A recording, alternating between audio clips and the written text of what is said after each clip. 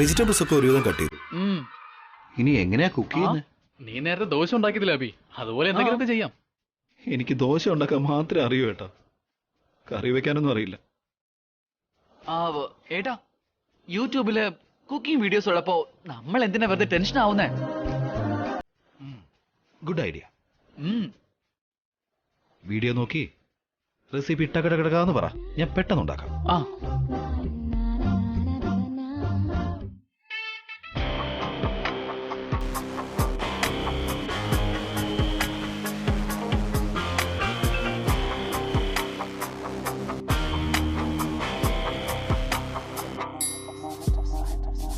ആമോദമ കളിക്കാൻ കുളം കുളിക്കാൻ കുളം പോകാം നമ്മൾ, ആലോലമ കിളിക്കൂട്ടമായി പോരുകൂടെ. പൂങ്കാറ്റിലി മണിത്താഴ്വര ഇലച്ചാർത്തിനാലാടും നേരം, നീർച്ചാട്ടമ മലർമെത്തയിൽ വീഴാം താഴെ. തൂമഞ്ഞണി പുല്ലുകൾ നീളെ താരങ്ങളായി മിന്നി നിറക്കെ സ്നേഹോഷ്മളം സ്വാഗതമരുളുന്നു. കൈ നീട്ടിയാൽ കുമ്പിളി നിറയെ തേനൂരിടും മുന്തിരി കനിയും ഗ്രാമാന്തരം മാടി വിളിപ്പോ നമ്മോടല്ലോ.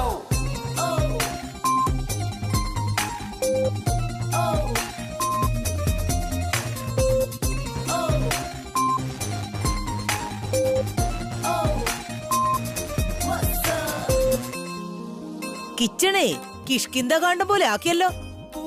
ഇതെന്താ കിച്ചൺ ആകെ ചൂടാണല്ലോ. ഞങ്ങൾ എന്തും ആ ചൂടും കൊണ്ട് അവിടെ നിന്ന് പാചകം ചെയ്യുന്നേ. അതെ ഏട്ടാ,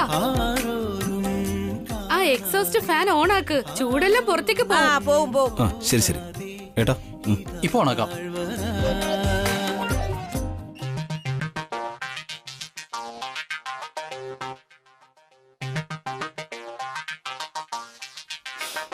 സ്മെൽ എന്തായാലും സൂപ്പർ ആയിട്ടുണ്ട്.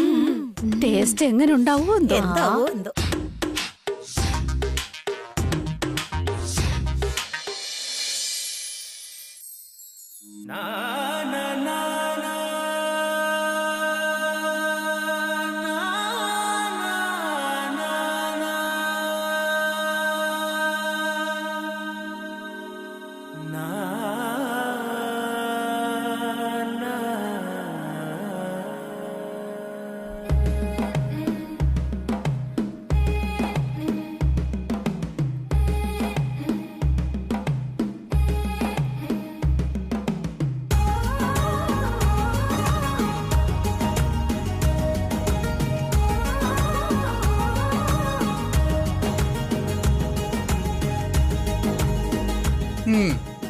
നിങ്ങൾ പറഞ്ഞ മെനു മുഴുവൻ റെഡിയാക്കിയിട്ടുണ്ട്. ഇനി കഴിക്കാൻ തുടങ്ങിക്കോ. ഇല്ല, ഞാൻ കഴിക്കില്ല, കൊന്നാലും കഴിക്കില്ല. ഞങ്ങൾ ഇത്രയും കഷ്ടപ്പെട്ടുണ്ടാക്കിയ ഭക്ഷണം കഴിക്കില്ലാന്നോ? എടാ, കാർത്തിക് ഉണ്ടാക്കിയ ഭക്ഷണം കഴിച്ചപ്പോ എന്താ സംഭവിച്ചെന്ന് എനിക്ക് നല്ല ഓർമ്മയുണ്ട്. അല്ല ഇളയമേ,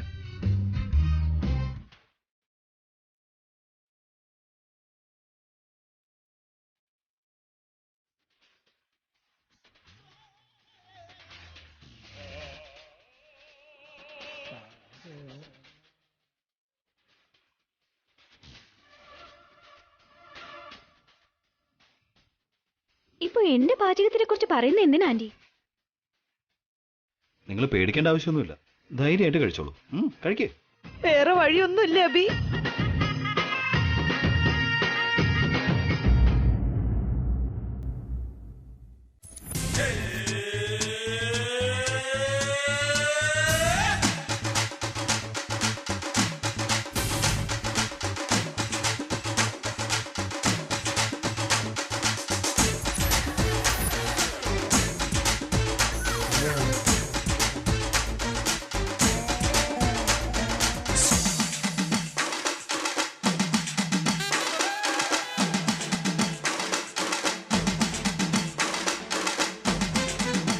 എന്താ നിങ്ങൾ ഇങ്ങനെ നോക്കുന്നേ? എന്താ ടേസ്റ്റ് ഇല്ലേ? ഒട്ടും ടേസ്റ്റ് ഇല്ല അമ്മേ. വളരെ വളരെ നന്നായിട്ടുണ്ട് അബി, നല്ല ടേസ്റ്റ് ഉണ്ട്.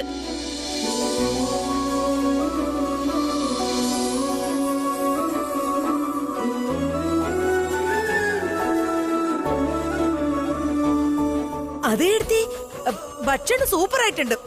മഴവില്ലിൻ നിറമേഴും കന്നിമഴയായി പെയ്യുമ്പോൾ ഇതു സ്വപ്നമുണർന്ന സുവർണ ദിനം.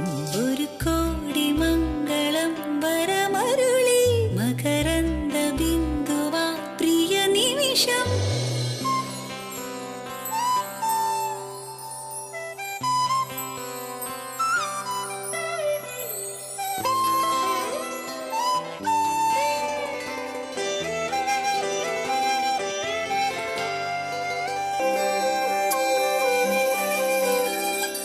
അന്നു നീ എന്റെ അരികിൽ വന്നു, അനുരാഗ സന്ധ്യ വിരിഞ്ഞു, മുത്തുവീണന്റെ മനം നിറഞ്ഞു. ഇനി മുതൽ അങ്ങോട്ട് നിങ്ങൾ ആണുങ്ങൾ വീട്ടുജോലി ചെയ്തോളൂ, മരുമക്കള് ഓഫീസിലേക്ക് പോട്ടെ.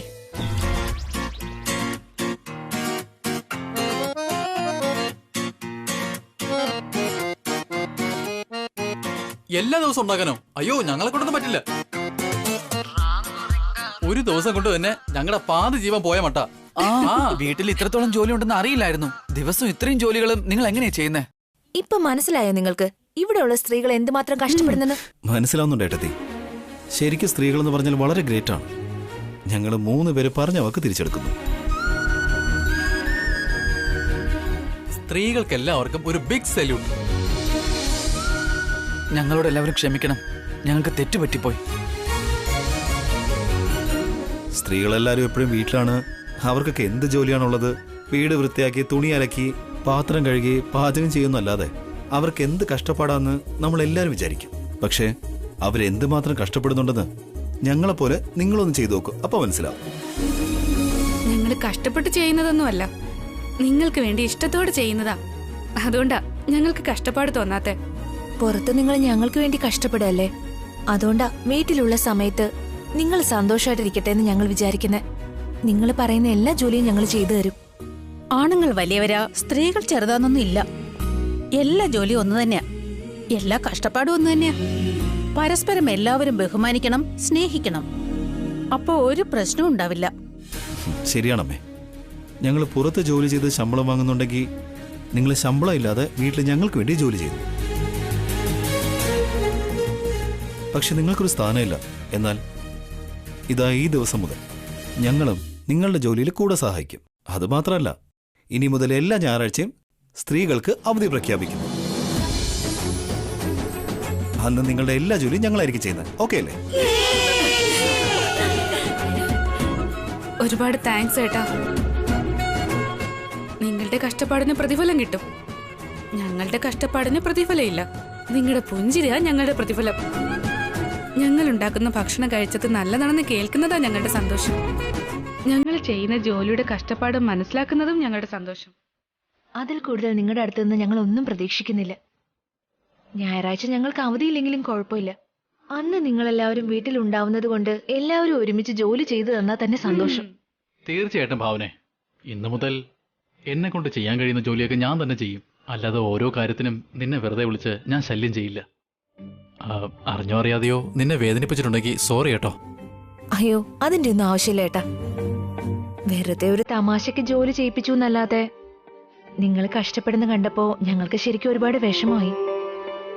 എന്നിട്ട് തന്നെ ഈ വസ്തുവിനെ ഞങ്ങൾക്ക് ഒരുപാട് തവണ തടയേണ്ടി വന്നു. എന്തൊക്കെയായാലും നിങ്ങൾക്ക് നിങ്ങളുടെ തെറ്റു മനസ്സിലായ സ്ഥിതിക്ക് ഇനിയെങ്കിലും അത് ആവർത്തിക്കാതെ നോക്കണം. ഞങ്ങൾ ഈ വീട്ടിലെ ജോലിയൊക്കെ ചെയ്യുന്നുണ്ട്. ഇവിടെ ഒരു ജോലിയും ചെയ്യാതെ ഇങ്ങനെ വെട്ടി വീഴുന്നത് ഇളയമയാ. അഭിയേട്ടൻ പറഞ്ഞതുപോലെ ഞായറാഴ്ച ഈ വീട്ടിലെ സ്ത്രീകൾക്ക് അവധിയാ. അതുകൊണ്ട് ആ ദിവസം ഞങ്ങൾക്കും അവധിയാ. എന്ന ഇളയമ്മയ്ക്ക് മാത്രം അന്ന് വർക്കിംഗ് ഡേ. അയ്യോ വേണ്ട, എന്നെ കൊണ്ടൊരിക്കലും പറ്റില്ല. അല്ല, നിങ്ങളൊന്നും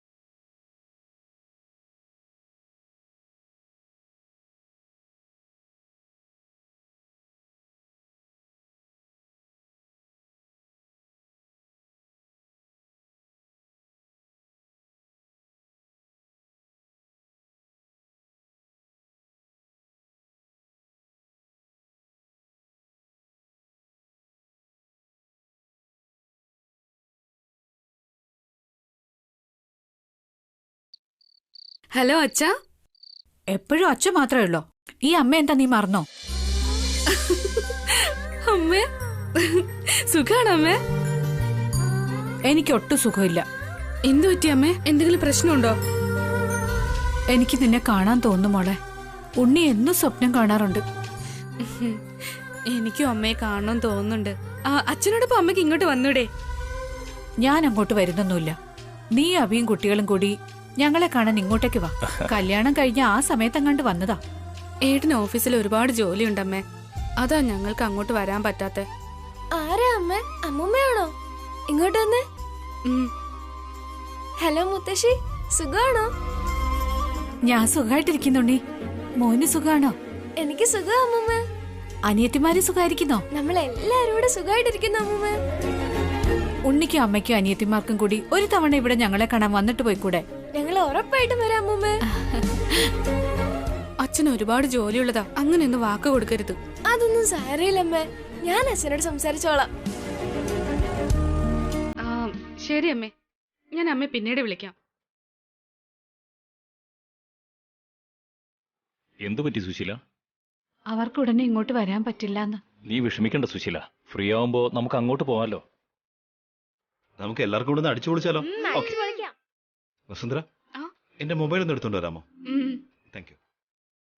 ഓക്കെ.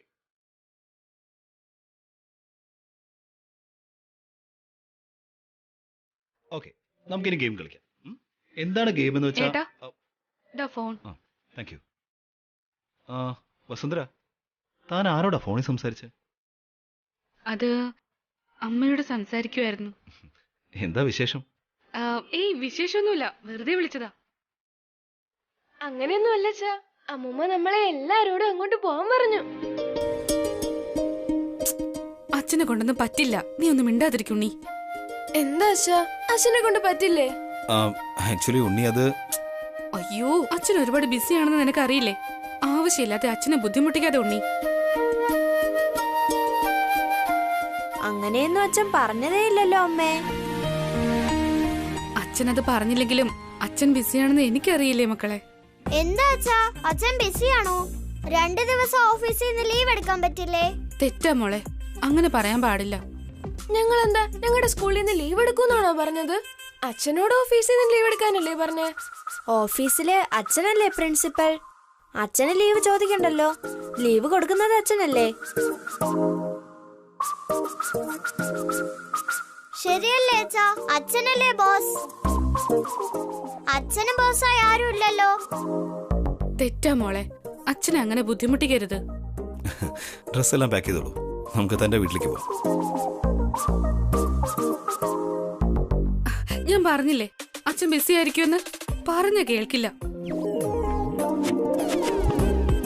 തന്റെ വീട്ടിലേക്ക് പോകണ്ടെന്നല്ല ഞാൻ പറഞ്ഞത്, നമുക്ക് എല്ലാവർക്കും കൂടി ഒരുമിച്ച് പോകാന്നാ പറഞ്ഞത്.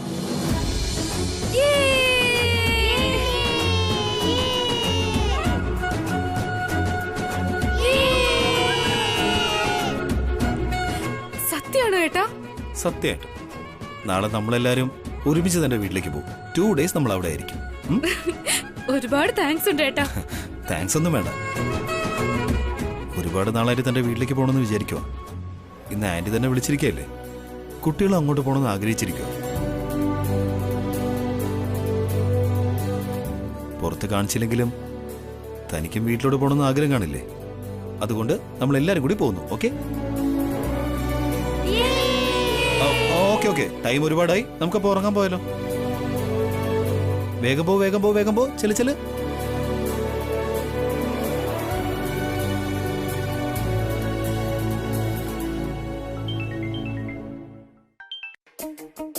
ഹലോ. ഏയ് സുശീല. ആ, എന്താ മോളെ നീ ഇങ്ങനൊക്കെ പറയുന്നേ? നാളെ നിങ്ങളുടെ മകളും മരുമകനും പേരക്കുട്ടികളും ഒക്കെ എല്ലാവരും അങ്ങോട്ടേക്ക് വരിക.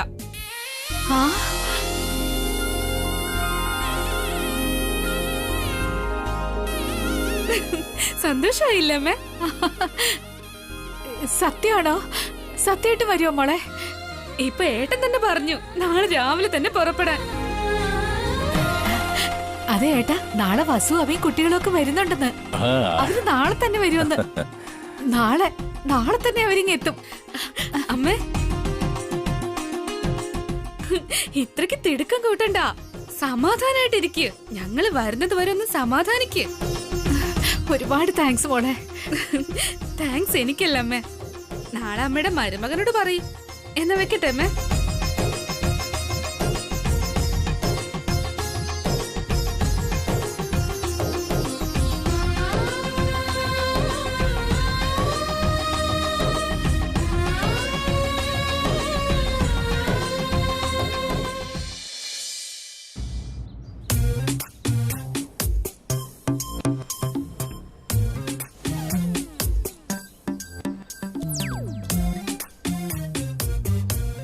എന്താ ഇവിടെ ഇന്നാരും കോലം ഇടാത്ത?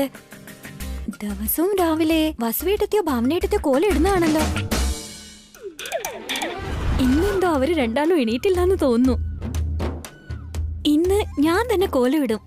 എന്നിട്ട് ഞാനിട്ട കോലം കാണിച്ച് അമ്മയുടെ മുമ്പിൽ ആളാകും.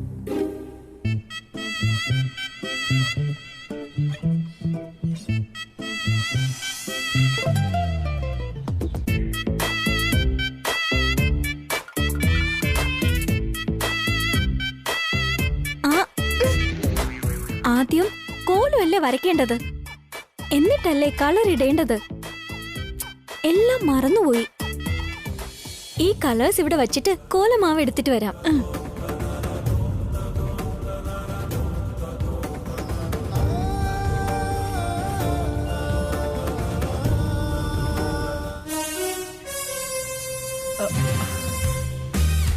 വീടെന്താ ഇന്ന് നിശബ്ദമായിരിക്കുന്നേ? രാവിലെ ആരും എഴുന്നേറ്റില്ലാന്ന് തോന്നുന്നു. കാർത്തിക പോലും ഇതുവരെ എഴുന്നേറ്റില്ല. വന്ന് ഇപ്പൊ എല്ലാവർക്കും മടി ഇത്തിരി കൂടിയിട്ടുണ്ട്.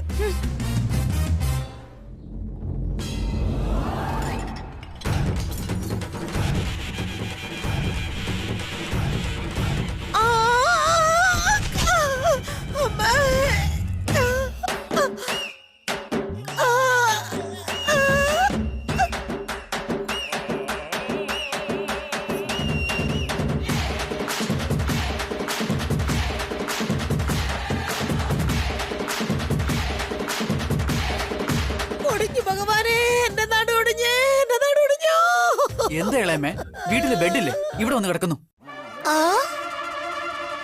ഞാനിപ്പോഴും ജീവനോട് ഉണ്ടോടാ? ഇല്ലില്ല, മരിച്ചുപോയ പ്രേതമാ സംസാരിക്കുന്നത്. ഞാൻ ഇത്രയും പെട്ടെന്ന് പ്രേതായോ? അപ്പൊ ഞാൻ മരിച്ചു പോയല്ലേ? രണ്ടാമതൊരു കല്യാണം കഴിക്കണം എന്നുള്ള ആഗ്രഹം നിറവേറ്റാനാവാതെ ഞാൻ മരിച്ചു പോയല്ലേ? ഇനി ഈ പ്രേതത്തെ വേറെ ഏത് പ്രേതം വന്ന് കല്യാണം കഴിക്കാൻ ടീച്ചറാ? ആന്റി, നിങ്ങൾ ചത്തിട്ടൊന്നുമില്ല, ജീവനോടെ ഉണ്ട്. അപ്പൊ ഞാൻ മരിച്ചു എന്ന് പറഞ്ഞതോ? ജീവൻ മാത്രമേ ബാക്കിയുള്ളൂ, ബോഡി മൊത്തം ഡാമേജ് ആയിരിക്കാം. നിങ്ങളുടെ ബ്രെയിൻ ആണെങ്കിൽ കലങ്ങി. ഇളയമ്മയുടെ നട്ടല് രണ്ടായിട്ട് ഒടിഞ്ഞുപോയി. കാലിനും ഫ്രാക്ചർ പറ്റി. കൈയാണെങ്കിലോ വളഞ്ഞും പോയി.